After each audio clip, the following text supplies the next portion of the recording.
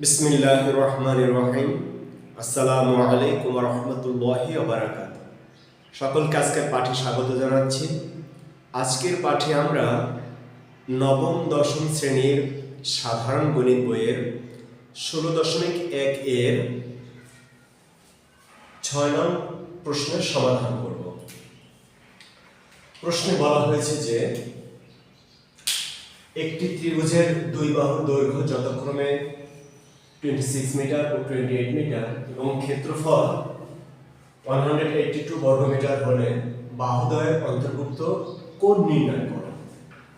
আমি প্রশ্ন অনুসারে ছবিটা অঙ্কন করে নিয়েছি। এখন ছবি অনুসারে বা চিত্র অনুসারে আমি আমার লেখাটা লিখে নিব। আমি লিখলাম সমাধান।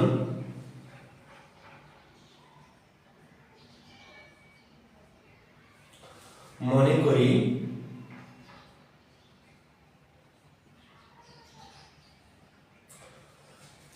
এবিসি ত্রিভুজের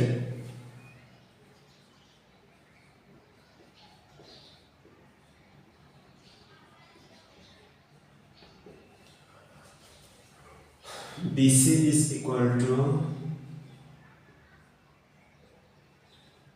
A is equal to যে মানটা দিয়ে রাখছে 26 মিটার।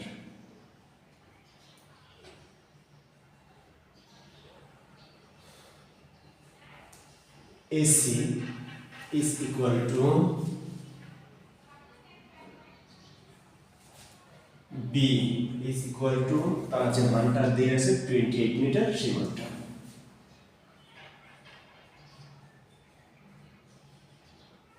এবং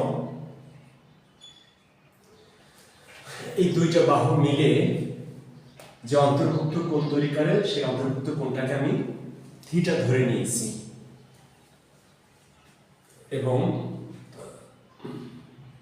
বাহুদ্বয়ের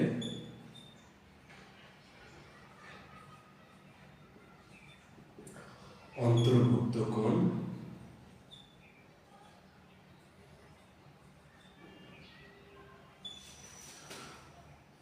থিটা, এটা আমি ধরে নেব।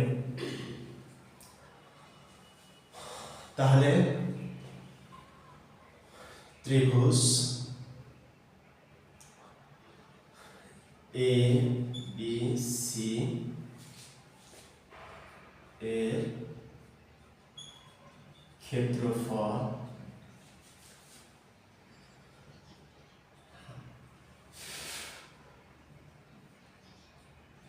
Half into AB into sine theta.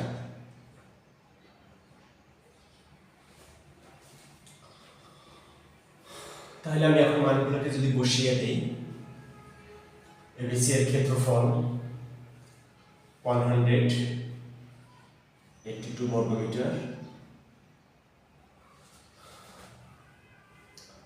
Half গুণাকারে আছে, পাশে এসে বিপরীত ভগ্নাংশ হয়ে গুণ হবে।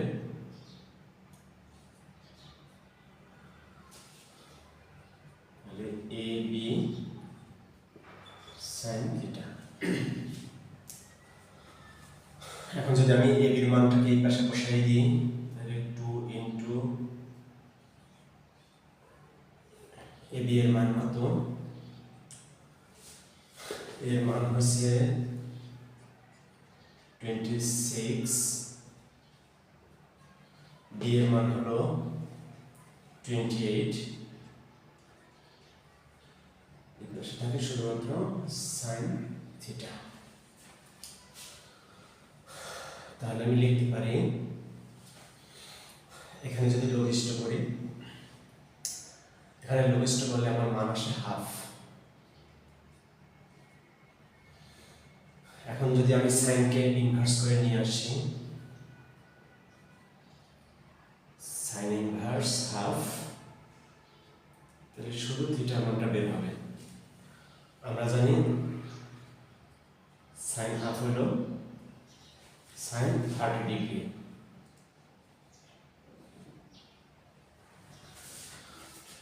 সাইন হাফ হলো সাইন 30 ডিগ্রি এর মান। তাহলে এখানে বাহুদ্বয়ের অন্তর্ভুক্ত কোণ হলো 30 ডিগ্রি, এটি অ্যান্সার। অতএব এই যে বাহুদ্বয়ের অন্তর্ভুক্ত কোণ 30 ডিগ্রি, এটি অ্যান্সার। আশা করি বুঝতে অনেক সহজ হয়েছে। আল্লাহ তাআলা আমাদের সকলকে বুঝার তৌফিক দান করুন। আল্লাহ তাআলা আমাদের সকলকে ভালো রাখুন, সুস্থ রাখুন। এতক্ষণ সাথে থাকার জন্য ধন্যবাদ। সবাইকে আগামী পাঠে আমন্ত্রণ জানিয়ে আজকের পাঠ এখানেই শেষ করছি। আসসালামু আলাইকুম ওয়া রাহমাতুল্লাহি ওয়া বারাকাতুহু।